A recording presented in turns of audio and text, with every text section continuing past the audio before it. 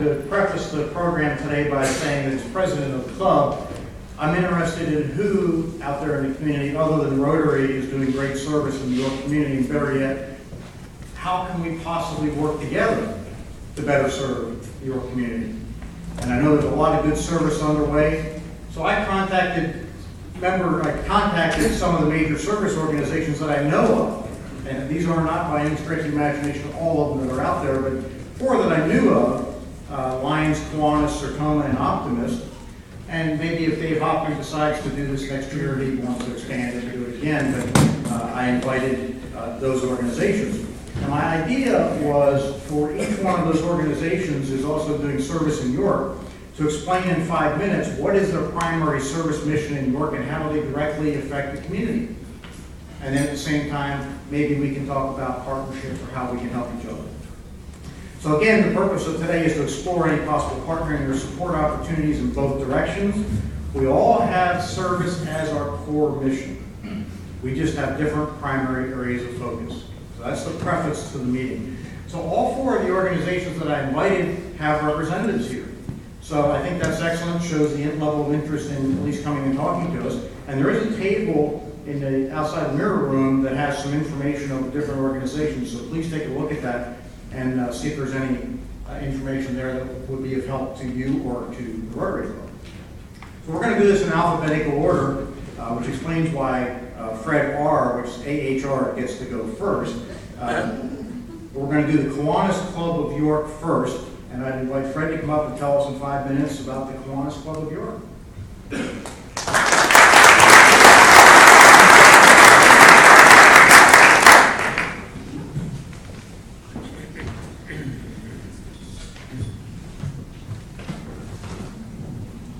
I was told the hardest part about this today would be climbing these stairs. First of all, when I'm asked, I tell people I'm a Kiwanian, that they say, well, what the heck does that mean? What is a Kiwanis Club? First of all, Kiwanis is an American Indian name meaning we share our talents. Second, the Kiwanis, and our, just quote the mission statement, is a global organization that is dedicated to changing the world one child and one community at a time. As you can see from the mission statement, we're dedicated to supporting the children. Before I go into that, let me just mention that Kiwanis was founded in 1950. It became an international organization in 1916 with some clubs in Canada that were formed. And the York Kiwanis Club was founded in June 1917. So we go way back. And obviously, years ago, we had much stronger membership, probably as big as this group here. In fact, we used to be here in the Yorktown Hotel. That was before my time. I came in today and I met a gentleman here who, believe it or not, I think was a little older than I am, that mentioned his father was a former president of the York Kiwanis Club. So the club has been here in York for a long time.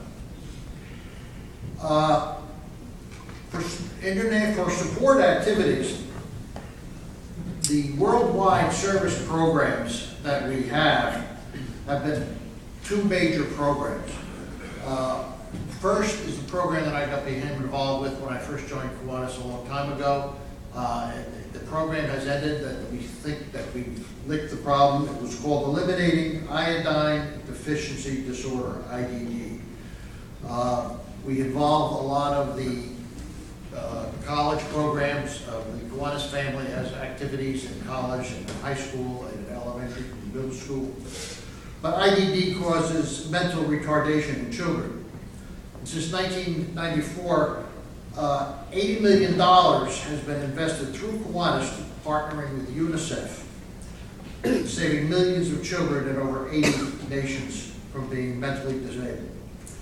In 2010, we started a new program, again partnering with UNICEF as a worldwide service project, to eliminate maternal neonatal tetanus, MNT. This is very common in the Middle East and in Africa, parts of Latin America, where the tetanus spore is active in the soil, and pregnant women are walking in the soil, and it gets in it, and then this causes mental neuroses in the children that they're born with the tetanus. They don't have a choice. So we're working with UNICEF now on that program. Here in York, our biggest programs have been with a scholarship award program that we only work right now with York Suburban. We have a scholarship we give out. We have a blueberry sale that's our major fundraiser to support this activity. We also are active with the limited people that we have in working with the Head Start, and also do some work with Big Brothers and Big Sisters and help them. The Pennsylvania District, we also work with the Commonwealth's Early Learning Investment Commission on childhood learning programs, and the Pennsylvania Kiwanis Foundation has been active with the Children's Heart Center at Geisinger Medical in Danville, and also a pediatric telemedicine initiative to place echocardiogram machines in community health centers. So this children can go to the community center and they can get the whatever an echocardiogram does, get those results to a hospital, but then children don't have to travel to a hospital. But I wanted to thank John for inviting me here. I'm glad to know there are organizations that are still powerful and strong, and I'm hoping to build up our Kiwanis Club of York again. We've had a decline in membership over the years, but we've been around since 1917, and I hope to be around a lot longer and continue to work. And we do partner. I mean, with Optimists, me talking with George, he's been very helpful with our blueberry sales.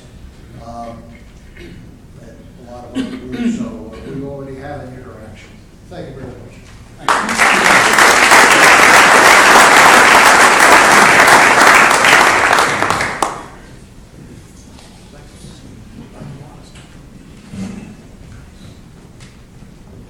Okay, and representing the Lions Club will be Walter Carr.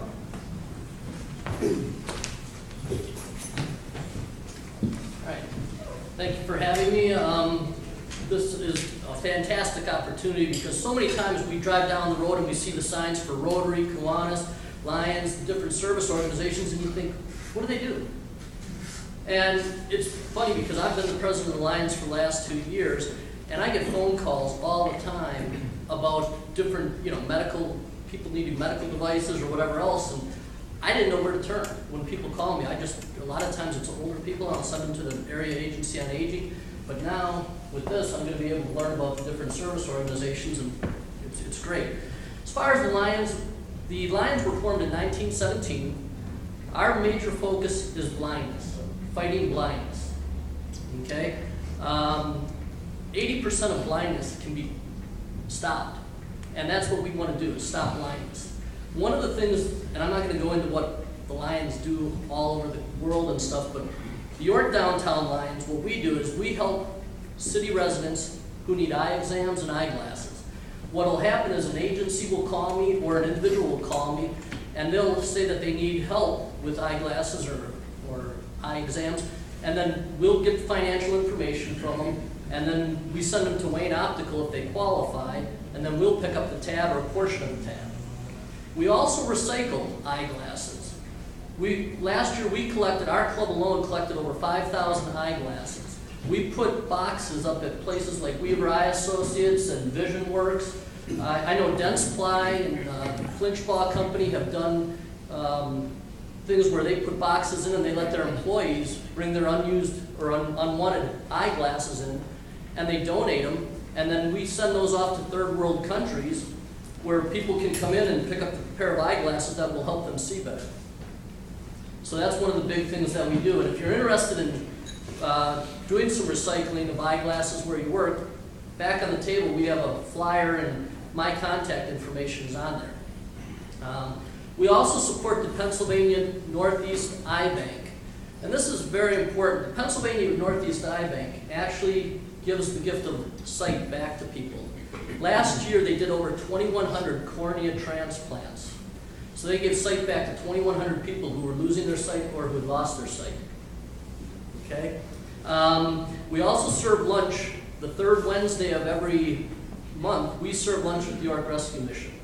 We're looking at increasing that. We'd actually like to do it once per week, but we don't have the members to do that. We have half our members, we have 15 members, and half of them are 80 plus, and then the other half are, 55 or younger. And so it's a little bit tough to do it every week, but that's something that we're striving to do.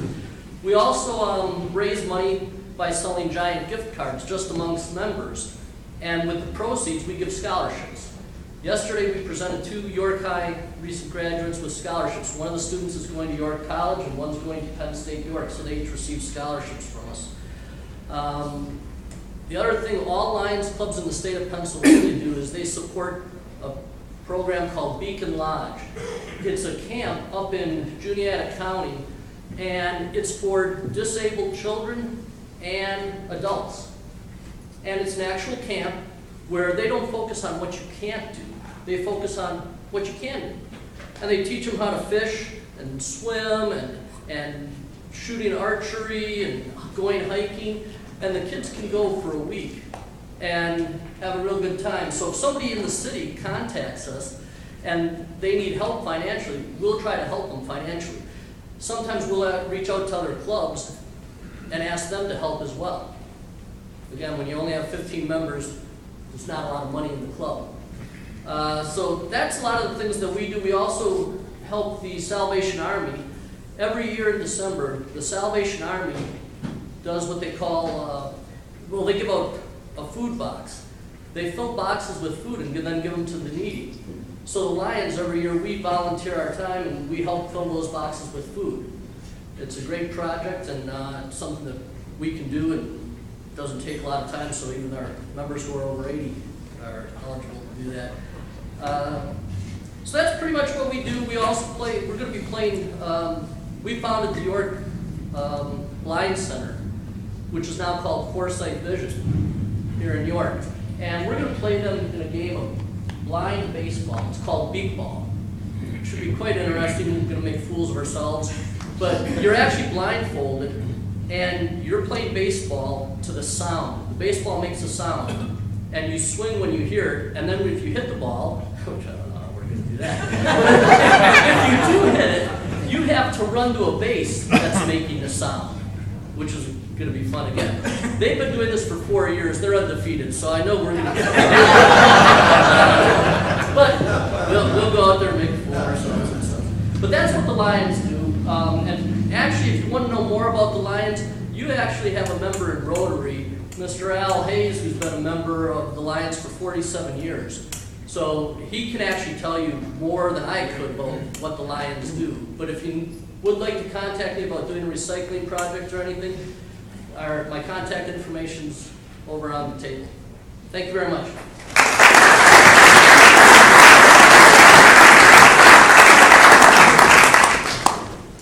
Okay, no stranger to any of us, but our friend George Langner will talk about the Optimist Club.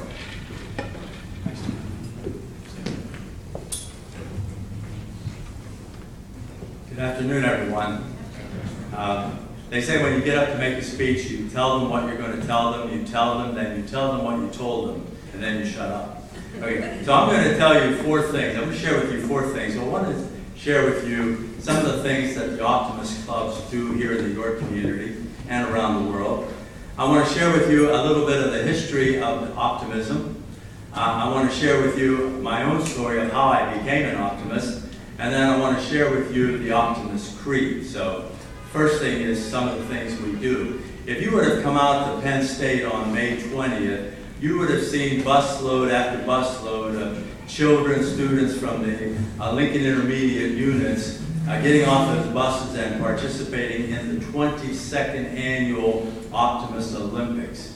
And if you can picture, some of these students have many, many disabilities. We concentrate on hard of hearing and sight loss students, but many of these students have multiple disabilities. And we give them a day of fun, of various activities that they might not be able to participate in.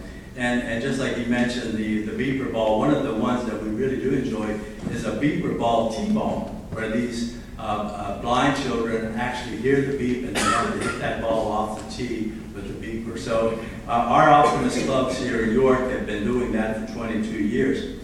On June 1st, if you would have come out to Reading, you would have been able to listen to speeches by finalists in the Optimist Oratorical Contest. And we were happy that our club here in York was able to send a couple finalists to that competition. The Optimists have been sponsoring nationwide oratorical contests for over 50 years, and we all know how public speaking is such an important asset even in today's world of social networking and the internet. So that's another thing. We sponsor a nationwide essay contest for high school students. We also sponsor a contest which is a little bit unique in the sense that it's a communications contest for the deaf and hard of hearing.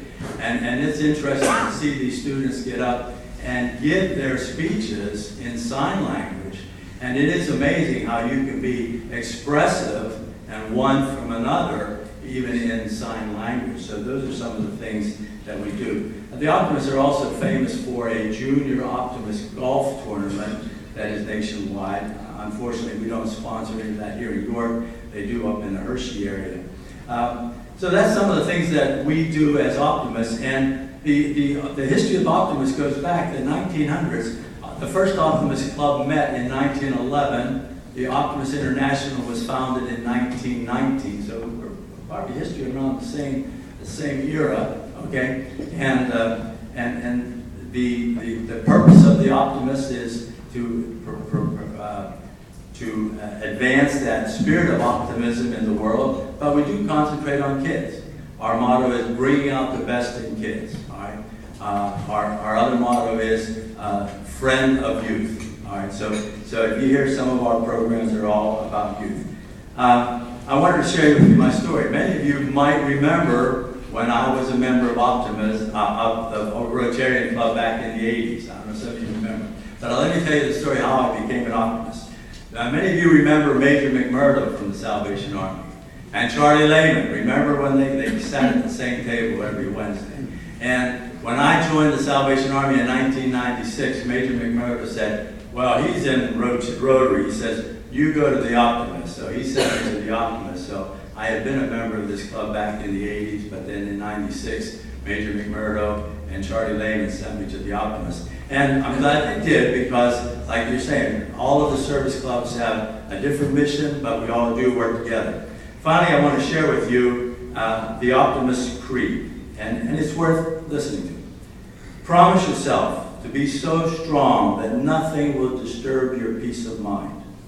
To talk health, happiness, and prosperity to every person you meet. Make all your friends feel there's something in them. Look at the sunny side of everything and let your optimism come true. Think only of the best, work only for the best, and expect only the best. Be just as enthusiastic about the success of others as you are about your own. Forget the mistakes of the past and press on to the greater achievements of the future. Wear a cheerful countenance at all times and give every living creature you meet a smile. Give so much time to the improvement of yourself that you have no time to criticize others. Be too large for worry, too noble for anger, too strong for fear, and too happy to permit the presence of trouble. Thank you very much.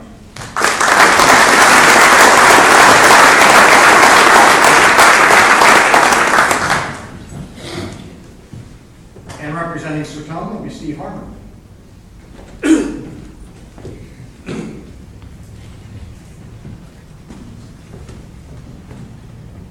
Thank you, John, and thank you, Rotary, for giving me this opportunity to briefly introduce you to the Sertoma Club of York, who next month will be celebrating 60 years of service to the York community. In 2011, we modified our mission statement to read, community service with a focus on hearing health. And the hearing health was an addition for us, and that is a big change. That's something that we need now to work on brand new for our club. So what I'd like to do is highlight 3 of the programs that we are currently working on. the LSS Early Childhood Hearing Screening Program, the Let's Loop York the Sound Investment, and Celebrate Sound, Don't Walk in Silence. Our LSS Early Childhood Hearing Screening Program is a great example of two organizations in York coming together. The Lutheran Social Services Deaf Center, as well as York Sertoma. We had overlapping missions. Because of that, we came together and partnered and provide preschool hearing screenings, free ones around York County. Now, our goal this year, our first year, was to do 1,000 screenings. We felt it might be a little aggressive, but we wanted to go for it. And our results so far is we've only held 10 sessions and have done 340 screenings for children aged 6 months to 5 years at locations around New York. Our next project is Let's Loop York, a sound investment, and I'm going to show you a short video to explain this project.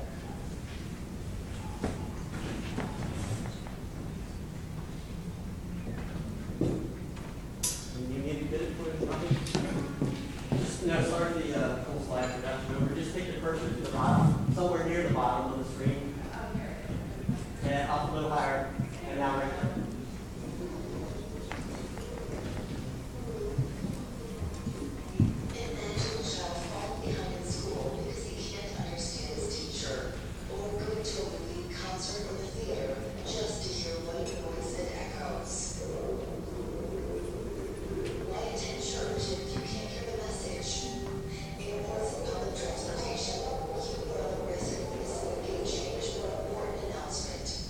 It's embarrassing, aggravating, scary, and isolating. But this sign changes all that. Do you know what it means? It's not nearly as recognizable as it should be. Here's a hint. You'll find them posted at Westminster Abbey, Logan Airport, Gerald R. Ford International Airport, and the U.S. Senate and House of Representatives. But they should be everywhere. This sign means the facility is looped. And for 36 million adults who suffer from hearing loss and the children born with the #1 reported birth defect, it means the difference between hearing and not hearing. We don't have a lot of control over things that affect the lives of so many. We don't know where the next epidemic will start, and we can't predict when the cures for diseases will be discovered. But we can do something to change the lives of millions who suffer from hearing loss, especially when it's as easy as looping. Looping is basically running a coil around the perimeter of a facility. 80% of all hearing aid devices and all cochlear implants have T-coil technology built in. These T-coils pick up the audio signal, which is amplified by the coil, and delivers a direct feed to your hearing device. In a looped facility with a quick switch to the T setting, you go from hearing this to this. This sign is a symbol to the hearing impaired that in this place, they're heard, and they're welcome, not just to be there, but to interact, join in, and feel comfortable in this place.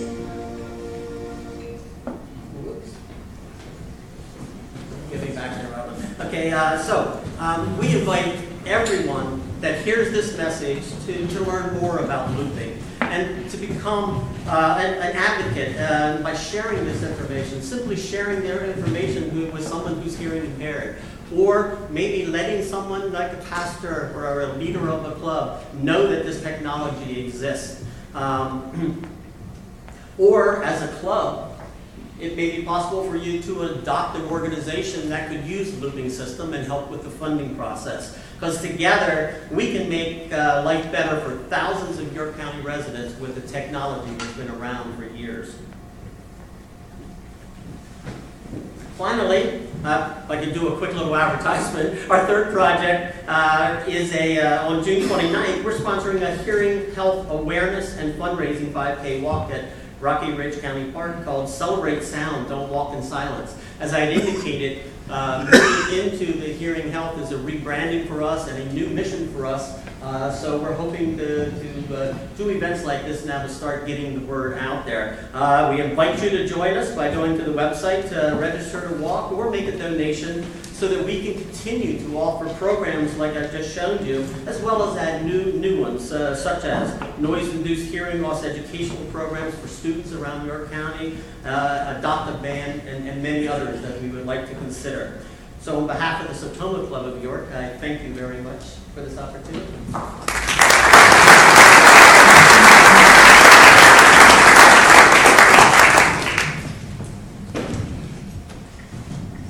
I hope that was of value to all the Rotarians and to the different organizations, and I want to thank Fred.